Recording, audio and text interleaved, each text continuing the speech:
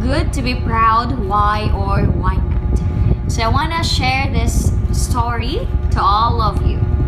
There was once a king who ruled harshly over the land. One night, after he was crowned as a king, he thought of himself as the greatest king on earth and in heaven. He often went hunting. Let me do it then. What do you want? An old man telling a story or a normal guy? Ganun ba dyan ka? Ano ba? A normal guy or an old man? Whatever you prefer to. There was once a king who ruled harshly. Can you please wear your t-shirt over there? One night, Pag po, t-shirt After- A few moments later. Okay, so for today's vlog, we want to share you a story and we will give a moral lesson out of the story. So I am here with me. Karloy, nang inat. Ilami, uy. Numugar ang kanong.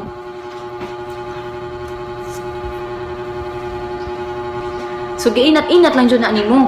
Katichin ra ba na? Ang boto ilami. apat. So again, ladies and gentlemen, I am here with me, my not so handsome boyfriend, you know. Yay, Manong! Dodong. So the title of the story is it good to be proud? Why or why not? So we will share a story about it is good to be proud. Why Sasabi mo lang. why not?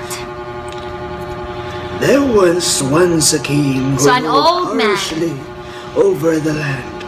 Can One please? night. Ikaw, ako na lang magbasa. Ano ang first paragraph? No. First paragraph ra. One night, after he was crowned as king, he thought of himself as the greatest king on earth and in heaven. He often went hunting. Tinod na. No, ako na One, magbasa. one early morning, while in the deep woods, he decided to... Let me do it. Sige, di ko mag-vlog. He proudly swam. He proudly Kita na lang swam to. away from the shore. You're being selfish. Suddenly, there came from the bottom of the lake someone who had the same face and form as the king. This man quickly put on the king's clothes and rode away to the king's horse. When the proud king finished cooling himself, he found his clothes and his horse already gone. Oh, you do it now. Bye guys, that was just the intermission number. Okay, so again, the story is... Sorry guys, kato na proud nga king. This is a story about... Yeah, nagsumsum is it siya good to ato be sa proud? lake. Why or why not?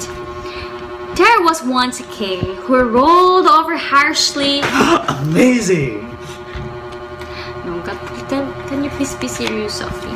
Okay, I'm serious. I'm serious. Alright! There was once a king... No, you know, I can't handle like this. That's your challenge. Huwag naman eh. Okay, let's be serious. There was once a king who ruled harshly over the land. One night, so, ingani na lang, unsay price, ug mahumanin ako without smiling, laughing while you're staring at me. I will go away. So, you'll do all my work. You'll And you- become as me, and I'll become as you. As you. You'll become me, and I'll become you. No, I don't want to I will become wear your clothes. No, you do the duty, the modules checking, the recording, and all. I am doing all of those things. So, okay, another thing. Ano man? Sige, nababasa na ko. Kanya na lang tayo mag-isgot surprise. Ibabasa na ko. Because, you know, I'm insecure. No, I'm feeling awkward. What's that? What's the term? If you're staring at me, I cannot. I don't know. I want to mention it. There was once a king who ruled harshly over the land. One night, after he was crowned as king, he thought of himself as the greatest king on earth and in heaven. He often went hunting. One early morning, while in the deep woods, he decided to cool himself in the lake. He proudly swam away from the shore. Don't look at me like that. Ano kasi akong peripheral vision. Wala man. Okay, again. Hindi na ako muling ito. There was once a king who ruled harshly over the land. One night, after he was crowned as king, he thought of himself as the greatest king on earth and in heaven.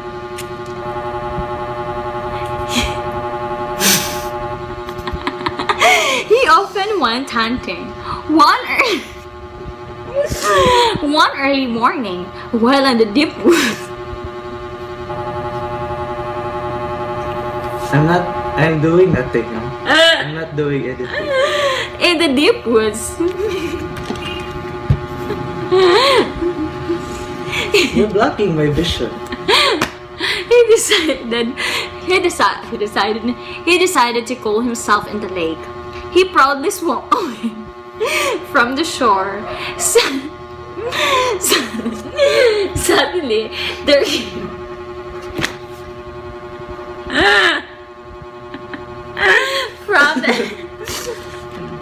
from the lake, Suddenly there came from the bottom of the lake someone who had the same face as form as the king.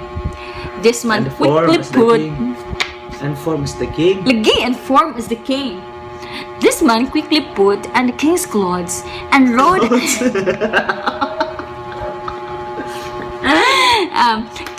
king's clothes. King's clothes. Clothes bitaw na.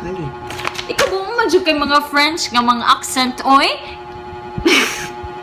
King's clothes and rode away with his horse.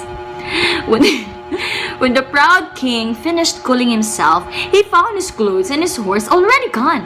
What happened? With some wooden reeds covering his body, he walked to the castle.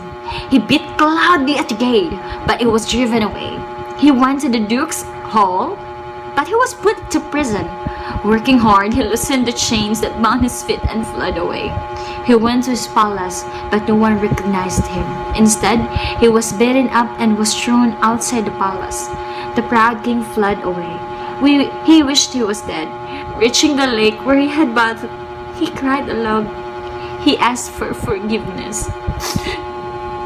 So, question is it good to be proud? Why or why not? Tina! Pagdali na. Why? Faster na. Because I'm proud of you. You did it. Okay, for me, it is good to be proud, but we should set limitations. It depends on the situation. No, we set limitations because sometimes. Well, everything is good, but in moderation. Okay. Okay.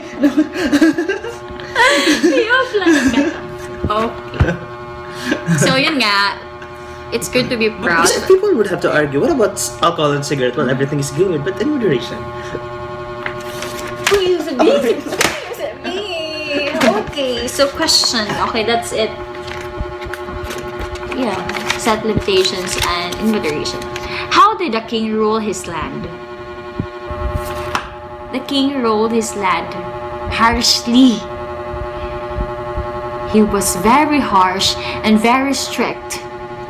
So I guess that's good enough for him to experience, like he was beaten, he was what do you mean? He was neglected by his palace. You should not be Bias. You should not be happy when someone is beaten. Yun nga, for him to be experience what he does to his people, to his community, to his palace. This he deserved the way of punishment. No, I guess it's not about deserve. It's not about being treated that way. It's just that it's a lesson. It's a learning for him because his people went there through experienced those too. Why do people are like that? When someone is bad and when that person is suffering. I don't know. It is because sometimes is about to die. God will. God will give you like situations for you to be experience, for you to have learnings out of those experiences nga. So, sometimes it's good that he experienced those things so that in the future, in the next generation, or maybe in his... What if in the his- king died? that- There will be his no other generation. past his future life. So, maybe that's because... And I guess he also realized what he did to his people, right? Is there any other thing to make realize people that they did something wrong without Sometimes, I don't experiencing know, those maybe things without sometimes people? God find its way, or it's just destiny or coincidence. Why is that there's someone out there, one person out there who took his clothes and rode away? So, what's that? It's a coincidence, or making that its No. ways, or what's that? No! What? It's from the mind of the writer? My So, God! we're basing on the story, so we're in. We're not... Okay, next question.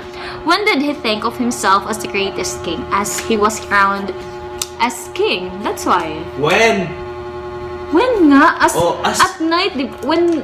Oh, when he was crowned. Okay, as he was crowned. That's not a time. When he was crowned as king, pataka-taka ang mga kaoy. Okay, next question. Where did he go one early You morning? know what is? when just doing something, I like to disturb her and annoy her. And look, and look what's this? What's this face? And what's this? Okay, next. Okay. Ang Next. okay, if I'm be good, you're so ill. And then, I like to annoy you. I'm not annoyed. I'm not annoyed at all. Annoy? Annoy? Okay, next question. Where did he go one early morning? If you're listening to the story, you answer my question. I'm not listening to the story. I'm just looking at you. You're not multitasker kasi. Okay, let's go. One early morning. No! I know where he did. Yes. I know where he Where he went. Where he went. Yeah, where? One morning. He went to the Lucky. Okay. One early morning in the deep woods, he decided to cool himself and went to the lake Oh. and swam there. Is my answer right? Wrong, because you said lucky. That's Lucky! That's a lake! Oh my goodness! That's fortunate. Lucky, you know. I said fortune. Fortunate. I Fortunate. said Lucky. How frequent does he go That's hunting? L-A-K-E. Where he often went hunting. So sometimes if he boredom strikes, when he experienced boredom and when experience Did you already read that one in the passage? yeah Sometimes? When you experience boredom? he often went hunting. Oh. Yes. Does it say there that Sometimes. he's bored? What? When No. boredom strikes? I just My want God, you're I a just- writer also. Yes, in a second. Anong gusto mo ko? Wait, Oh, di ba guys? Mana. Okay, let's go. Stop na! Okay, next. So bye guys. So that's it. Let's have another story tomorrow.